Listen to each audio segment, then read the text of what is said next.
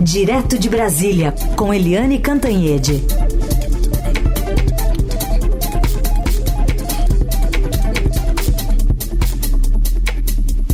Oi, Eliane, bom dia. Bom dia, Raicen, Carolina, ouvintes. Bom dia, Eliane. Bom, vamos voltar a falar sobre essa crise entre Venezuela e Guiana, que está escalando, se tornando um desafio, né, para o governo Lula. A gente falou sobre isso ontem, de como poderia ser um papel do Brasil desempenhar essa relação para um órgão pacificador ou não.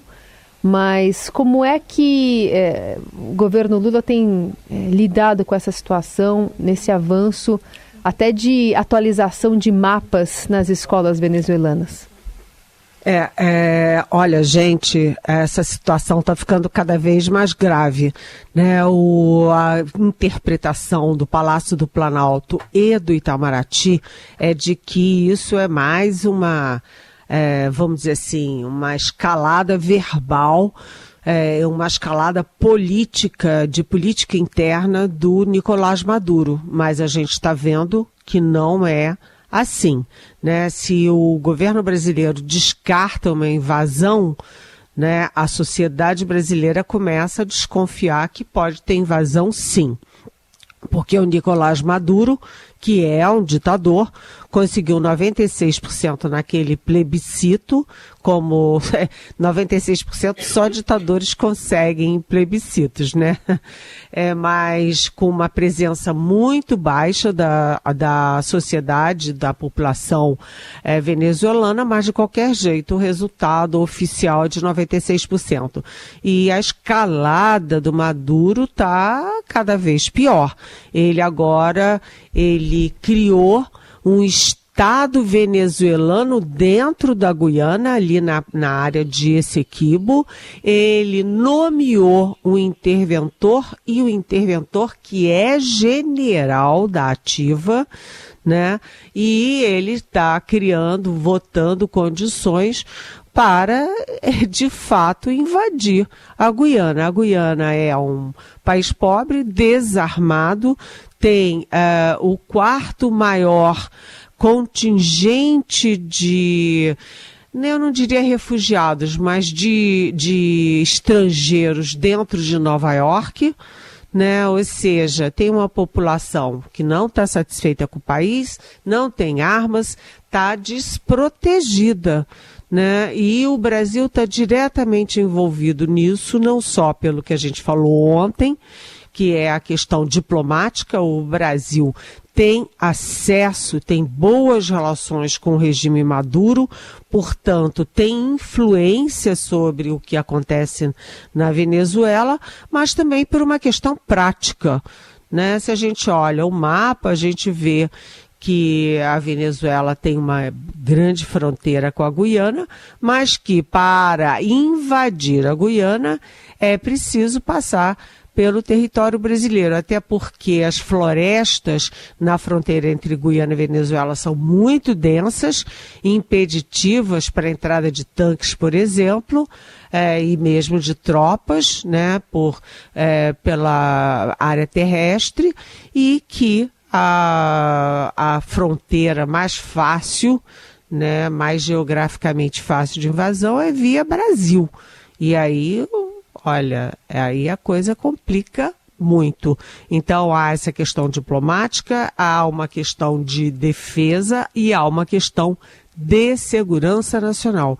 O Brasil, que fica se arvorando, né, e o presidente Lula fica se arvorando, mediador de guerra da Ucrânia, de guerra em Israel, que são muito distantes, não só em quilômetros, mas também de realidade brasileira, né, fora do alcance do Brasil. Precisa agora o governo focar na possibilidade, no risco de guerra aqui nas nossas barbas. A gente acompanha então, porque cada dia tem uma novidade desde o último domingo e a gente repercute aqui. Voltando aqui para as nossas questões internas também, Eliane, tem uma decisão que está sendo esperada num julgamento do Supremo que pode facilitar a indicação de políticos para as estatais, não só para as estatais, para aqueles conselhos de administração que se reúnem de vez em quando, Eliane? Pois é, a pauta do Supremo Tribunal Federal nesta quarta-feira prevê essa votação, que é uma votação muito importante. O governo Lula considera muito importante para ele, governo, tanto que há todo um trabalho político de convencimento do governo, junto aos ministros do Supremo e junto à sociedade, e é uma questão também de grande interesse da sociedade brasileira, principalmente depois de Petrolão, depois de Lava Jato, depois de tudo o que aconteceu pela manipulação política da Petrobras. Né, o desastre que foi nas finanças da Petrobras, o desastre político que aconteceu com o PT, o próprio Lula e os seus aliados. Então, é uma decisão muito, muito delicada do Supremo hoje. Lembrando que o ministro super ligado ao Lula, né, ligado ao PT, Ricardo Lewandowski, que a última decisão dele antes de se aposentar do Supremo foi exatamente dando uma liminar favorável à flexibilização da entrada de políticos em conselhos e em administração de estatais. Né, como eu acabei de falar, essa decisão envolve não apenas conselhos, mas envolve também a direção dessas empresas. E se envolve conselhos, a decisão envolve também diretamente 3 ministros importantes do governo Lula. O Rui Costa, que é o chefe da Casa Civil, o Fernando Haddad, que é o ministro da Economia, e o Alexandre Silveira, que é ministro de Minas e Energia, né? Porque eles integram conselhos, né? Dependendo da votação de hoje no Supremo, que a gente não sabe se termina hoje ou não, mas está na pauta, pode decidir se esses 3 ministros, por exemplo, podem ficar ou não nos conselhos, né? Aí é que tá, né? A gente acha sempre que gato escaldado tem medo de água fria. O PT e o Lula, aparentemente, apesar de escaldados com o Petrolão, não estão tendo muito medo dessa água fria, não.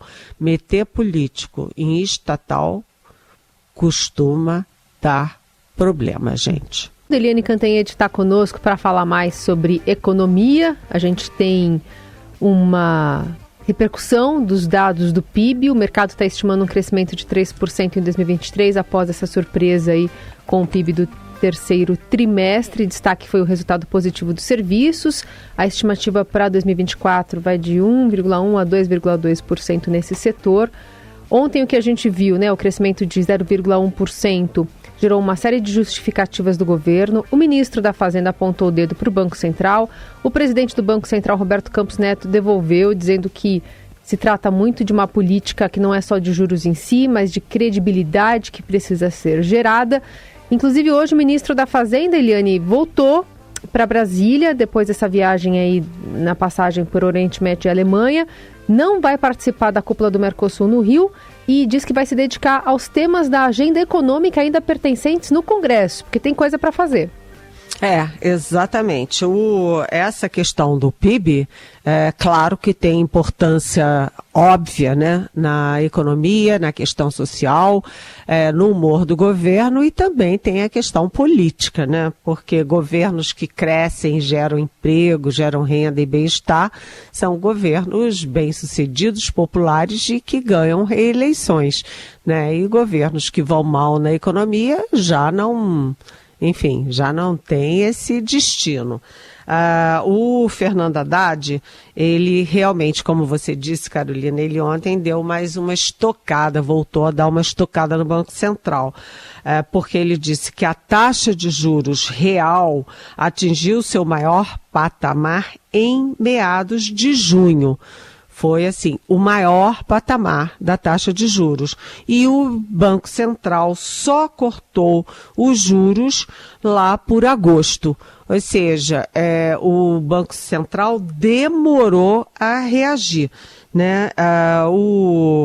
O Haddad espera que o crescimento de 2023 seja maior de 3%, e ele lembrou que a expectativa do mercado era de um PIB negativo para o terceiro trimestre. Ou seja, né, apesar de muito pequenininho de ser um PIBinho, de 0,1%, é maior do que a previsão, a expectativa do mercado, né?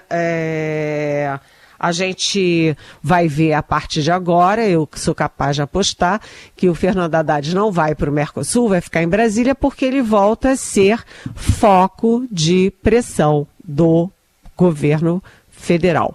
Ou seja, foco de pressão política do próprio Lula, foco de pressão política dos ministros políticos e do próprio PT. Por quê? Quando o PIB vai ficando baixinho, o Lula acha que resolve com aumento de gastos, né? Aumento de gastos sociais, aquecimento do mercado. E o Haddad lembra que nos governos passados o que gerou espaço para crescimento foi exatamente a inflação controlada. Ou seja, mais gasto, mais inflação. Mas o Haddad está ponderando, olha, mais inflação é um problema. E ele bate pé de que o déficit no ano que vem vai ser um déficit zero. Ou seja, é complicado, né? A boa notícia do PIB é que o consumo das famílias continua alto, mas a má notícia é que os investimentos estão baixos. Crescimento sem investimento é um crescimento que não é crescimento, né, gente? Certamente. Bom, indo para a pauta econômica agora, Eliane, mais específica, tem muita coisa ali para ser votada, a ponto do ministro ficar em Brasília, mas, por exemplo, aquele projeto das apostas esportivas já ficou para a semana que vem, né? Tem que dar um gás nisso, mas o Congresso parece que está devagar. Está muito devagar, né? Eu tenho, deixa eu ver, uma semana, 2 semanas, está fazendo 3 semanas que o presidente do Senado, Rodrigo Pacheco, me disse, não é que eu ouvi dizer, ele me disse que ia ser votado, né, que ia ser votado na comissão e automaticamente no plenário do Senado, rapidamente, essa taxação das apostas esportivas, ou seja, essa taxação dos bets. E aí passou a primeira semana nada, passou a segunda semana nada, estamos na terceira semana, foi adiado de novo. Tem que ver o que está acontecendo, que tipo de lobby, que tipo de pressão está acontecendo, porque se o presidente do Senado previa isso e não está acontecendo, é porque tem aí algum custo dos bastidores do Senado Federal. De qualquer jeito, a pauta econômica está indo muito devagar. Alguém está ouvindo falar em avanço da reforma tributária lá na Câmara? Eu não estou ouvindo. Alguém está ouvindo avanço da pauta econômica no Senado? Não estou ouvindo. As próprias bets, né, a taxação das bets também empacou. Então, olha, a gente está no dia 6 de dezembro, vem aí o recesso de fim de ano do Congresso e eu acho que o Fernando Haddad está num fim do ano muito complexo, muito difícil, porque a gente acabou de falar das pressões políticas dentro do próprio governo e dentro do próprio partido do governo e partido dele, que é o PT, mas ele tem que mergulhar agora na negociação política com a Câmara, com o Senado. A coisa não está andando. A essa altura, gente, né, as manchetes dos jornais deveriam estar todas nas votações do Congresso Nacional. E não está por quê? Porque elas não estão acontecendo, não está andando. Aliás, presidente da Câmara e do Senado estão na COP, né?